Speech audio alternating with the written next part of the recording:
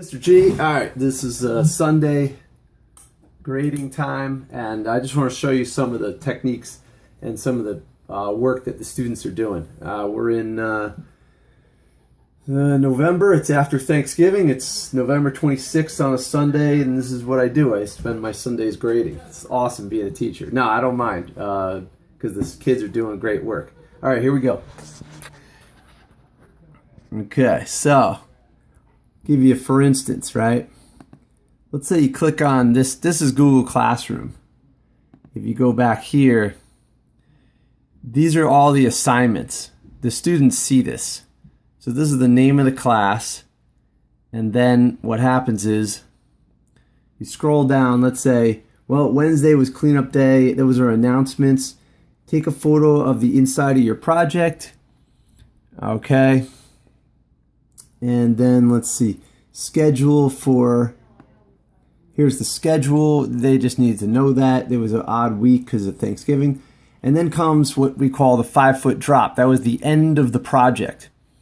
So this past project was they built a flashlight and then they had to put it into something that'll protect it. They got to drop it 5 feet, pick it up, and then they got to see if it works. So give you a perfect example of that. You click on here on the done pile, and then if you go to, let's say you go to Vincent right here, and you click on his video, and then you can click on the video. Here you go. I'm Vincent from Memorial High School. This is my flashlight project, and I'm gonna test drop it from 5 feet. Turns on.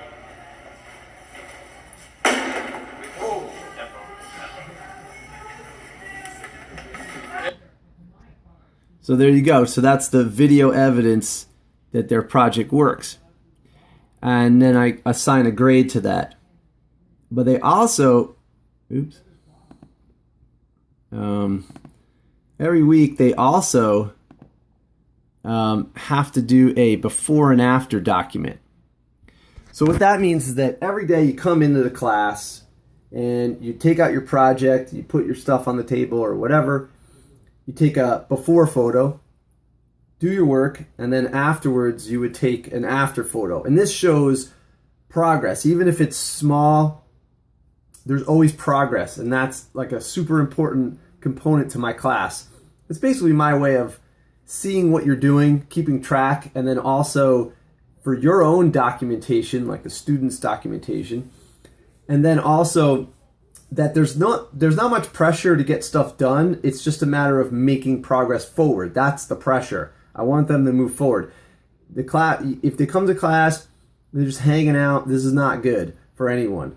And also once they're done with all these before and afters, what they can do afterwards is they could put this into a blog, and then colleges are asking for maker portfolios. And what a maker portfolio is basically all of the evidence and all of the steps that it took to make your project. And that's what makes you unique, or a student unique. That's what makes a maker portfolio. All right, so let me show you an example. All right, let's see. So if you go to here and you click on before and after, this one's fantastic. I just clicked on this one. And you click here. Now the tab's already open because I was looking at it. And so this is cool, right? So on Monday, David had his tools out. He said, I started this week thinking about how to create and construct a box for my flashlight. I decided to do a development. And that's very cool because that was an old project that we did. So I'm just going to put a awesome. And I can respond, which is cool. Awesome, right? And so now he'll see that comment, right? And then the next step is you could see he did a development. Development is a flat pattern of a box or any shape of some sort. And you always put your ID there. Students put their ID there so that I know it's theirs, right? Makes sense? And then the next thing is This is a close-up of the switch being put inside the box. This is the box. I think this is the inside of the box. And then there's the hole, and then the switch is going to go like that. And then this is the video, which is connected to the other assignment. So we can actually take a look at that real quick. We could go back and go to 5-foot drop and go to David Duarte and then click on the video. And then here you go. Hey, this is David Duarte from Memorial High School, and this is my handmade flashlight. I'm gonna do a drop this now and see if it works. Wait, show me if it works first. It works. Turn it on. And there's a switch. And you made the circuit? Yeah. And you made the box? Yes. Okay, go for it. Okay, pick it up. Turn it on. Oh, it works! Good job! Yeah, top. Okay.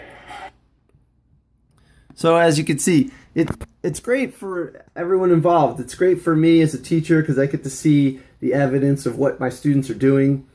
It's great for them because they get to build something that actually has to work and function. And it's great for their parents because they can see what they're doing easily. They can share these videos via email.